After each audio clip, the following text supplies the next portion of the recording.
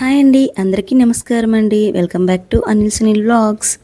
So ఇది వచ్చేసి మహాశివరాత్రి రోజున మా గ్రామంలో అంటే సుజాత్ నగర్ గ్రామంలో శివుడి ఆలయం దగ్గర అండి. ఇది మొత్తం కూడా ఇక్కడ ఈ శివాలయంని ఇంకొక పేరుగా ఉత్తర కాశీ కూడా అని పేరు పిలువబడుతుందండి.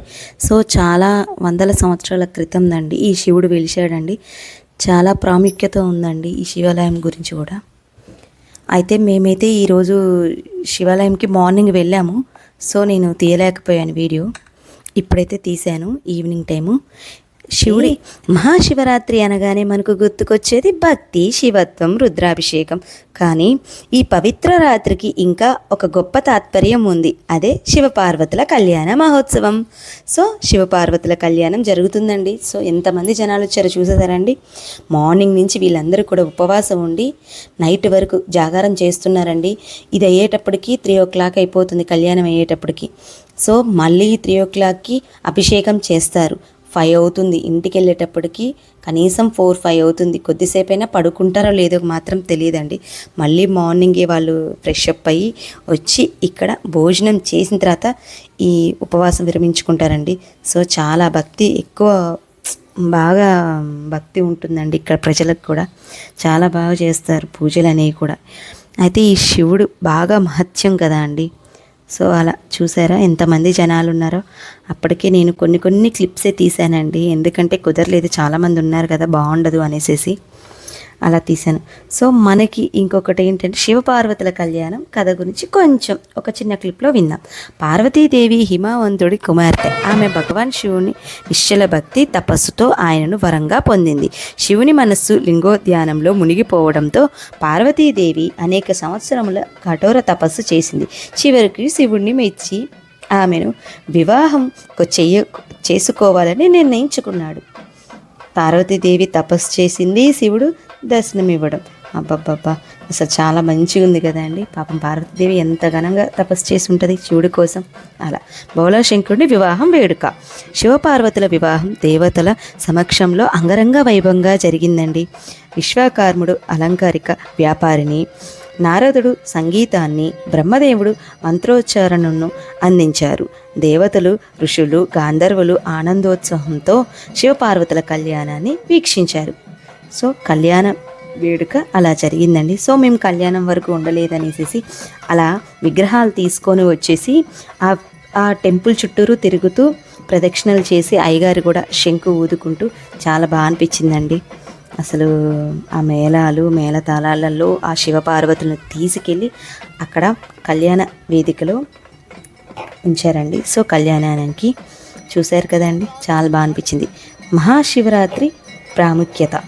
ఈ రోజున శివుణ్ణి ఉపవాసం చేసి రాత్రంతా భజనలు చేస్తే పాప విమోచనం కలుగుతుందని చెబుతారు. శివపార్వతుల వివాహం జరిగిందని నమ్మి ఈ రోజున వివాహ ప్రాప్తి కోసం అనేక మంది మహిళలు శివుణ్ణి పూజిస్తారు.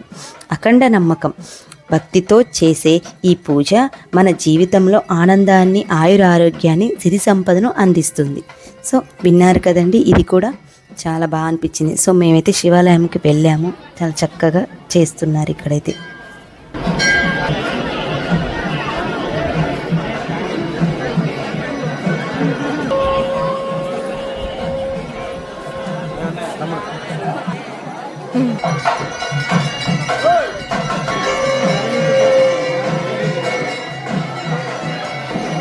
సో ఇక మేము శివపార్వతుల కళ్యాణం దాకా ఉండలేదండి. సో ఇంటికి వచ్చేసాము. ఇక విగ్రహాలు మంచిగా ఉన్నాయనేసి అలా వీడియో తీసి ఫొటోస్ దిగాము. సో ఇలా మా మహాశివరాత్రి ఇలా జరిగిందండి మా పండుగ అనేది.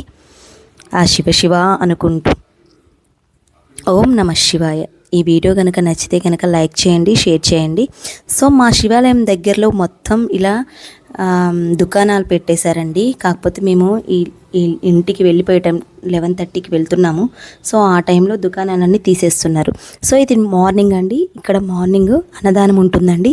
సో అక్కడ శివ కళ్యాణం నైట్ అయిపోయిన వెంటనే మార్నింగ్ హోమం చేశారండి. శివ కళ్యాణం అయిపోయిన వెంటనే సో హోమం నేను చూపించా కదా, అట్లా హోమం చేసేసారు. ఇంకా మార్నింగ్ భోజనాలు పెడుతున్నారు అందరికీ కూడా. అన్నదానం చేస్తారు కదా శివ కళ్యాణం అయిపోయిన వెంటనే. అలా అవి కొన్ని వీడియోస్ తీశాను. అలా మా సుజాత నగర్ గ్రామంలో మా మహాశివరాత్రి వేడుకలు ఇలా జరిగాయండి. మీకు కనుక నచ్చితే కనుక లైక్ చేయండి, షేర్ చేయండి, కామెంట్ చేయండి. Okay friends, bye.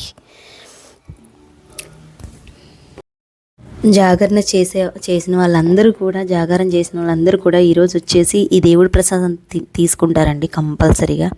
చాలామంది, ఎంతమంది భక్తులు వచ్చారంటే ఈసారి కొంచెం తక్కువ వచ్చారు భక్తులైతే. ఎప్పుడు లాస్ట్ టైం అయితే చాలా బాగా వచ్చారు. ఎప్పుడూ ఇక్కడ జనాలు ఉంటూనే ఉంటారండి. ఈ శివాలయంలో బాగా చేస్తారు. ఇక్కడ అయ్యగారు కూడా, జనార్దన్ సార్ అయ్యగారు అనేసి బాగా చేస్తారు. సో మేము కూడా భోజనం చేసాము. ఇంకా మా సిస్టర్ కూడా వచ్చింది, తను ఇంకా భోజనం చేసాము. మా సిస్టర్ వాళ్ళ పాప, దానికి నేనంటే చాలా ఇష్టం. ఇంకా అక్కడికి వచ్చేసి చాలా రోజులైంది చూడక. ఇక ఆ అమ్మ మీ ఇంటికి వస్తా అంటే ఇక మేము కూడా బండి మీద తీసుకొని వచ్చేసాము.